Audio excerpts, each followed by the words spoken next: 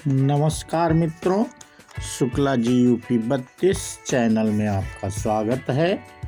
और आज हम गीता श्रीमद् भगवत गीता अध्याय 6 के महात्म्य की कथा सुनाएंगे। जो भगवान विष्णु ने कहा, अब मैं आपको श्रीमद् भगवत गीता के 6ठे अध्याय की महिमा बताता हूँ। जो कोई इस वर्णन को सुनेगा वह भौतिक संसार से मुक्त हो जाएगा।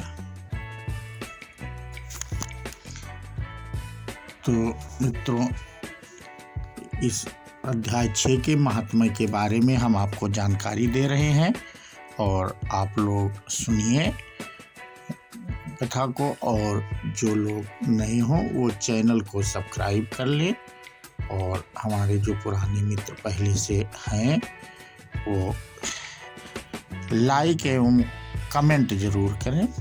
वीडियो कैसा बना, क्या हम में कमी रह जाती है, उसको मित्रों हम सुधारने की कोशिश करेंगे। और हम लोगों का जो साहस है आप लोगों से ही बढ़ता है। और हमारा अगर वीडियो बनाने का अस्तित्व है या ट्यूब पे अस्तित्व है तो आप लोगों के वजह से ही होता है। यदि आप लोग वीडियो नहीं देखते तो हमारा अस्तित्व कोई यूट्यूब पे नहीं होता। और आप लोगों के सहयोग की हमें हमेशा ज़रूरत रहती है और हम आपके इसी वजह से रेडी रहते हैं। और हम अपना नया वीडियो अध्याय 6 का शुरू कर रहे हैं। गोदावरी नदी के तट पर प्रतिष्ठानपुर पैठन नाम का एक सुंदर नगर है, जहां मैं पिपलेश के नाम से प्रसिद्ध हूँ। उस नगर में जनश्रुति नाम का एक राजा था, जिसे प्रजा बहुत प्रेम करती थी और जिसके गुण अपरंपार थे।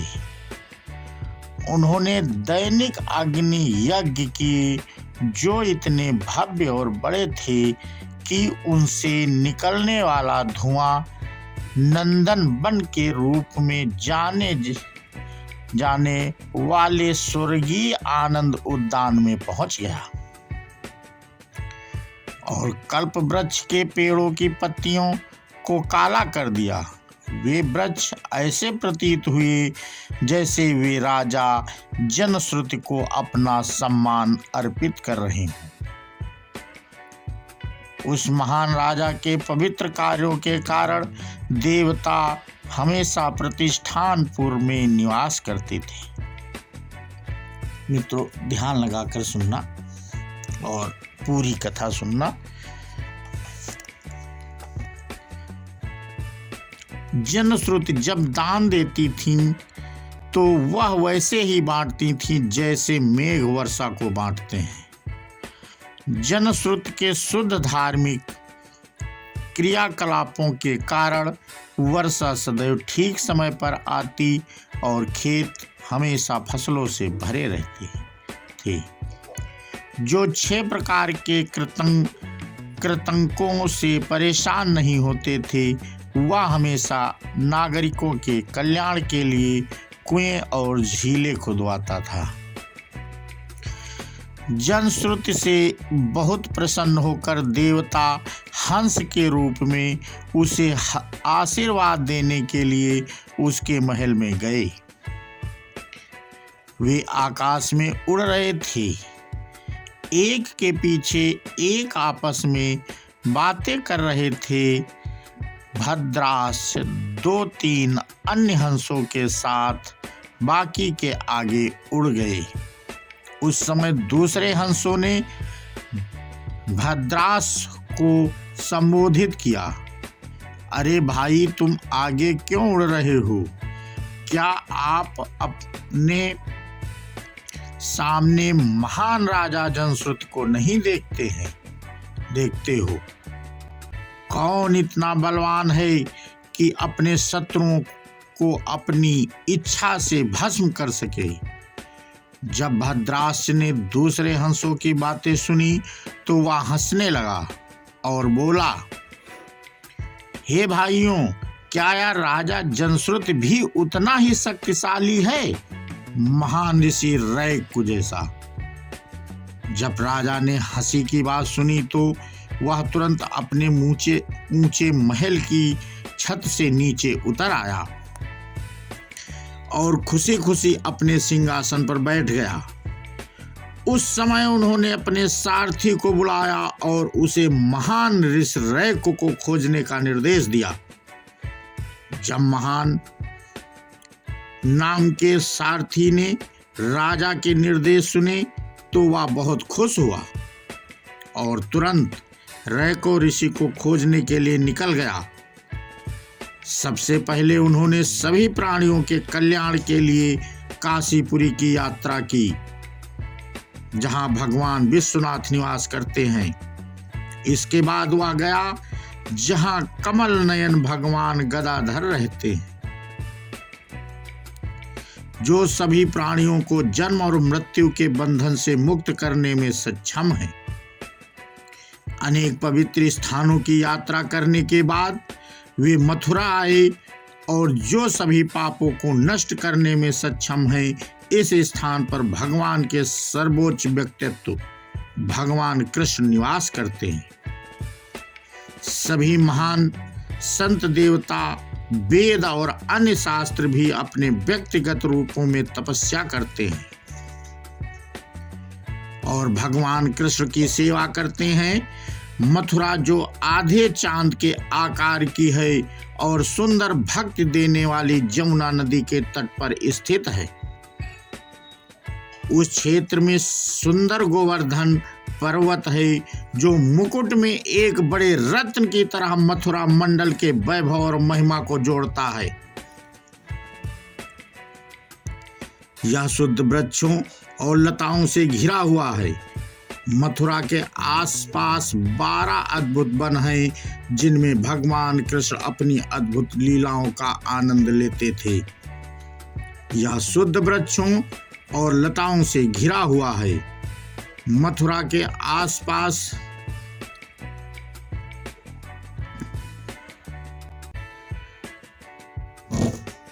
मथुरा छोड़ने के बाद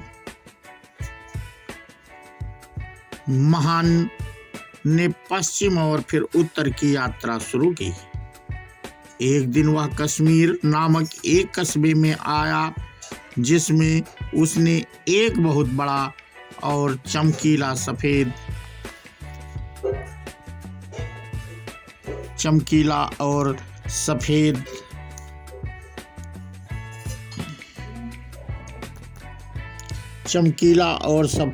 स्थान देखा। उस स्थान पर सभी लोग, यहाँ तक कि मूर्ख पुरुष भी, बहुत से यज्ञों के लगातार जलने के कारण सुंदर देवताओं के रूप में दिखाई दे रहे थे। ऐसा लगता था मानो बादलों की कतार हमेशा शहर के ऊपर मंडराती रहती है। भगवान शिव की मूर्ति, जिसे मणिकेश्वर के नाम से जाना जाता है, उस शहर में निवास करती थी। कश्मीर का राजा अभी अभी बहुत से राजाओं को पराजित करके लौटा था और भगवान शिव की आराधना में लगा हुआ था। भगवान शिव के प्रति उनकी महान भक्ति के कारण उस राजा को मणिकेश्वर के नाम से जाना जाता था। मंदिर के दरवाजे के पास ही एक छोटी गाड़ी पर बैठे हुए एक पेड़ के नीचे महान ऋषि रायकब को देखा। जब उन्होंने जनश्रुति के वर्णन से रैक को पहचाना, वह तुरंत उनके चरणों में गिर गया और उसने पूछताछ की, अरे महर्षि, आप कहाँ रहते हैं और आपका पूरा नाम क्या है?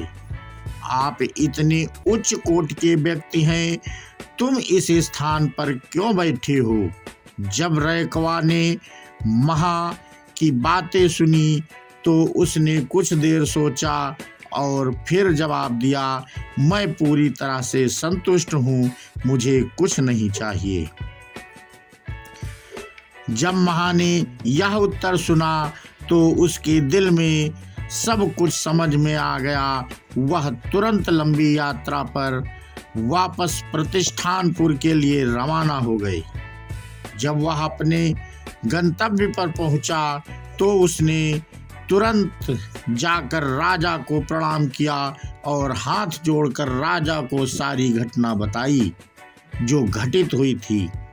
राजा ने महा से सब कुछ सुनने के बाद महान ऋषि रैको के दर्शन के लिए तुरंत जाने का फैसला किया।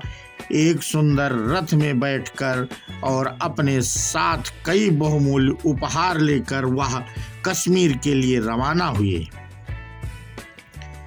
जब वह उस स्थान पर पहुंचा जहां ऋषि रैको ठहरे हुए थे तो वह उनके चरणों में गिर गया और उसने अपने साथ लाए हुए सभी कीमती रेशम और गहने जो वह अपने साथ लाया था रैकवा के सामने रख दिए। उस समय महर्षि रैको बहुत क्रोधित हुए।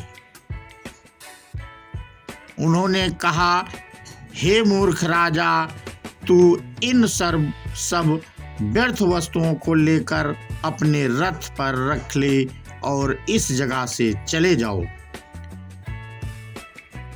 राजा तुरंत बड़ी भक्ति के साथ रैको के चरणों में गिर गया और उससे क्षमा मांगते हुए उस पर दया करने के लिए कहा।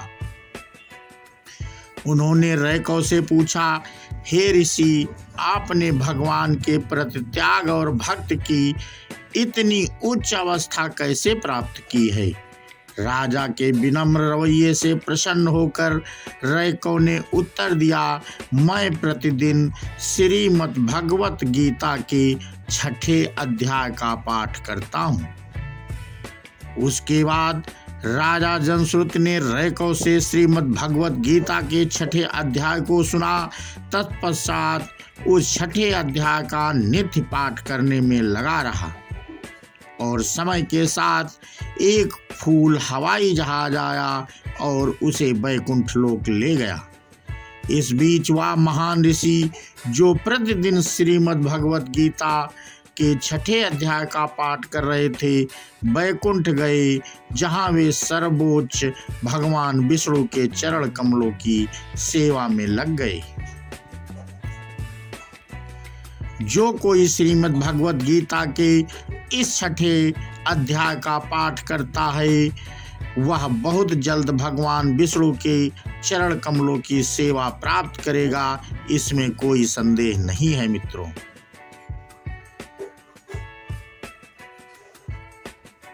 श्री भगवान कहते हैं, सुमुख, अब 6ठा अध्याय का महात्म्य बतलाता हूँ,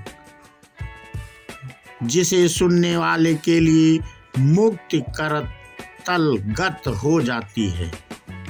गोदावरी नदी के तट पर प्रतिष्ठानपुर पैड़ो नामक एक विशाल नगर है।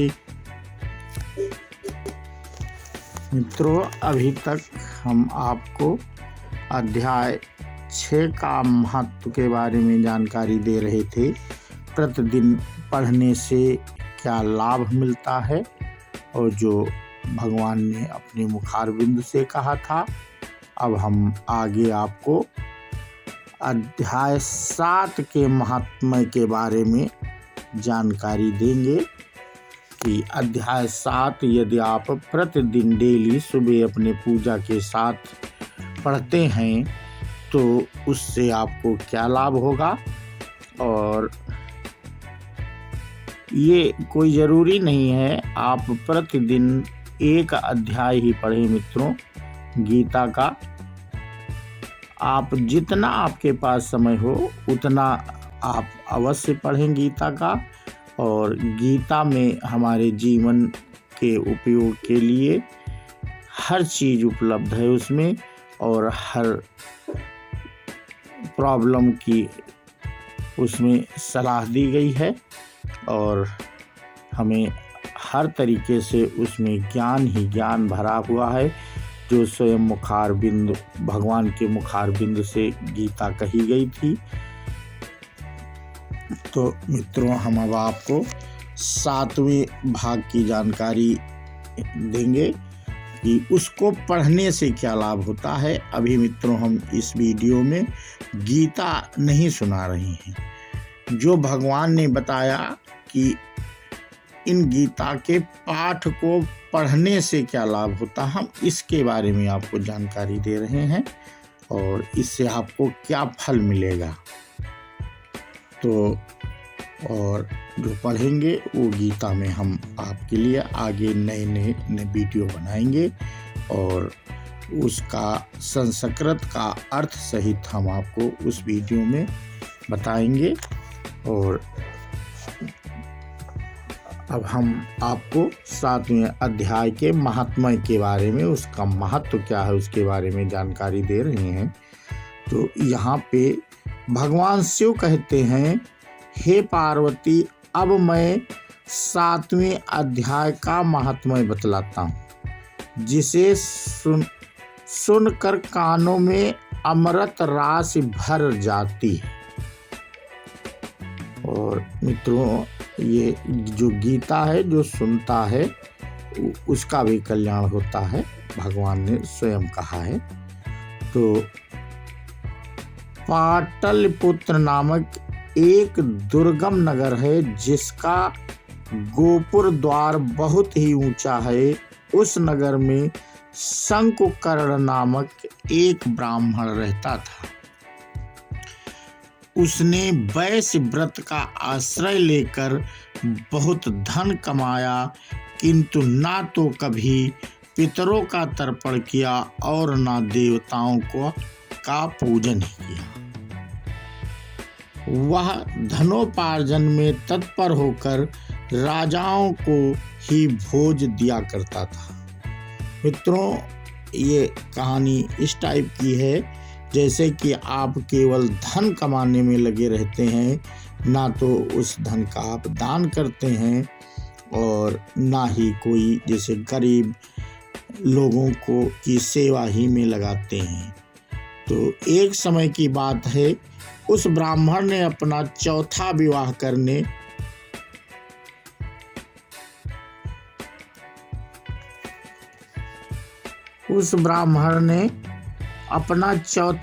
करने के लिए पुत्रों और बंधुओं के साथ यात्रा की।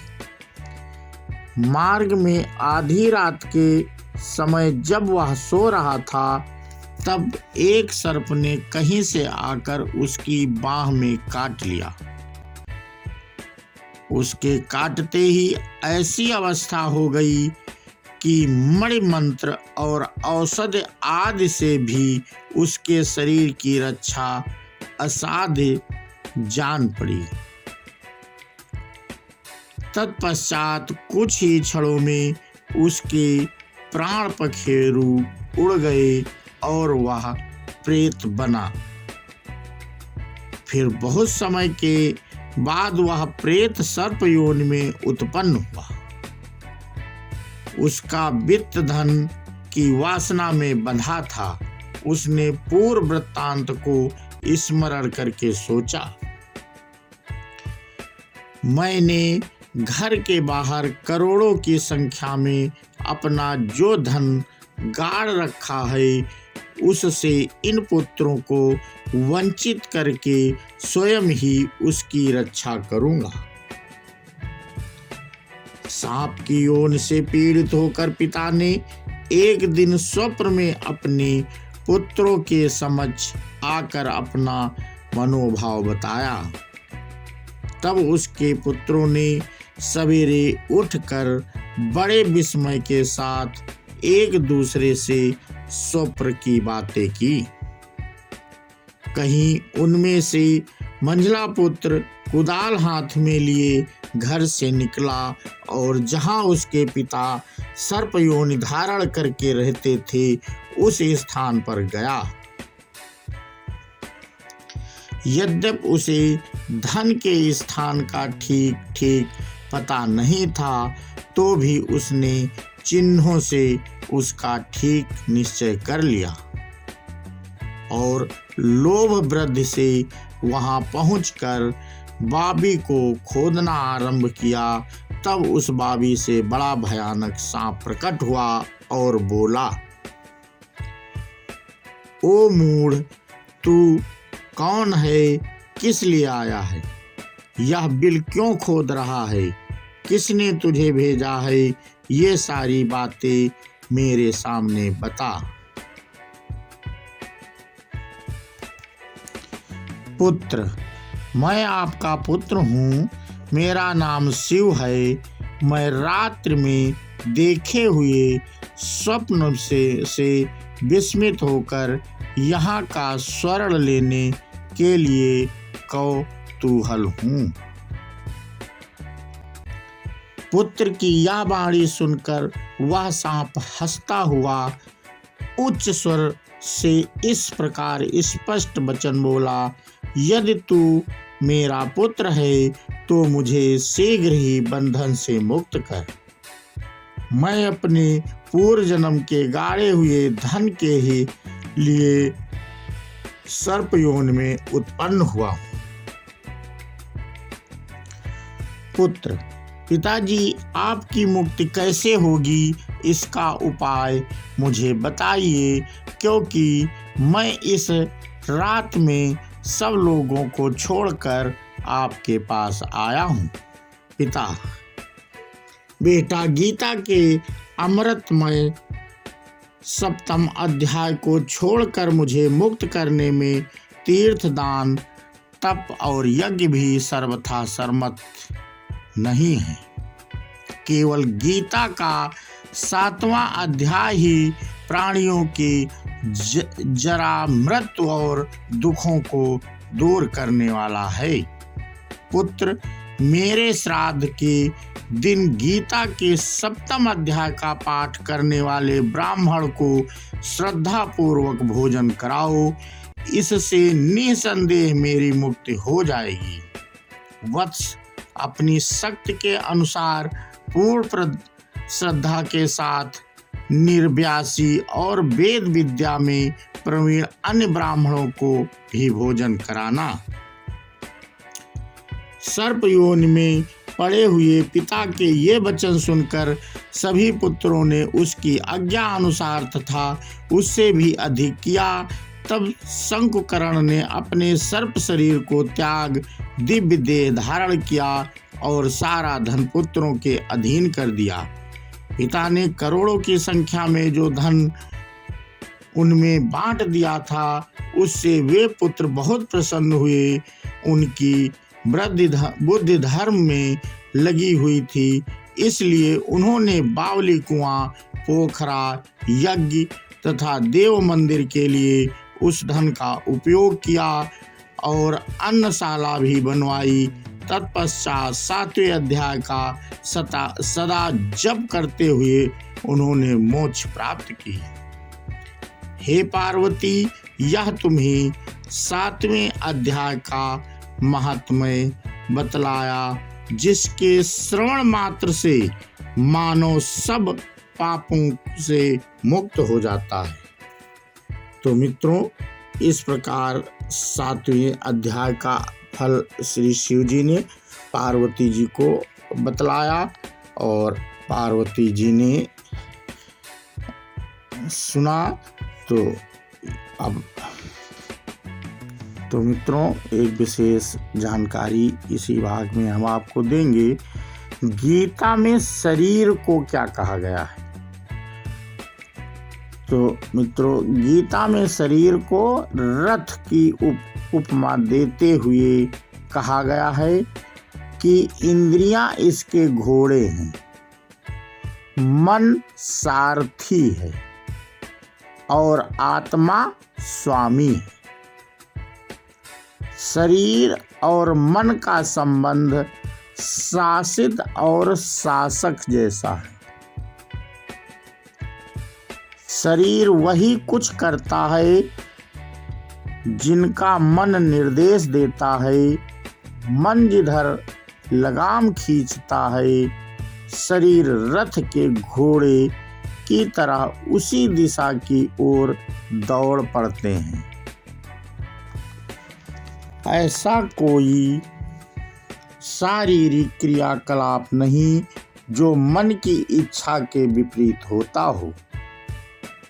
जिसकी आज्ञा के बिना कोई काम ना हो उसे मालिक नहीं तो और क्या कहेंगे मित्रों।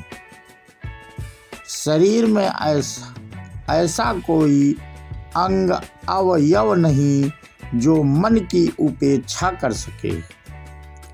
मन से बलवान आत्मा है। इससे ज्यादा ताकतवर शरीर में कोई नहीं। यह जानने के बाद इनकार का कोई कारण नहीं कि मन का संतुलन शोक, रोग, बीमारियों के रूप में भी प्रभावित करता है। विज्ञान भी अब मानने लगा है। तो मित्रों, इस प्रकार से मेरी कथा ये महात्म्य भाग 7 पूरा हो चुका है और अब हम अगले वीडियो में भाग 8 के महात्म्य के बारे में जानकारी देंगे। और ये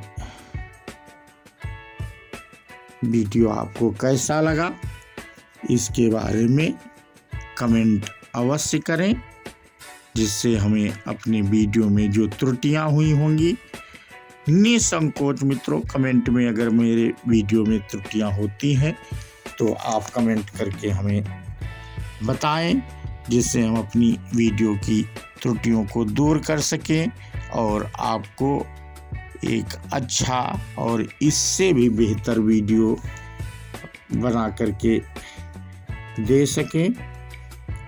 तो मित्रों,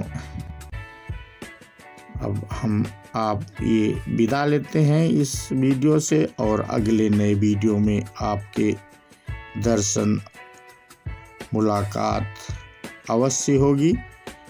तो नमस्कार मित्रों, और हम चलते चलते बोलिए श्री कृष्ण भगवान की जय हो, माँ पार्वती की जय हो, श्री रामचंद्र की जय हो, बोलो राधा राधेश,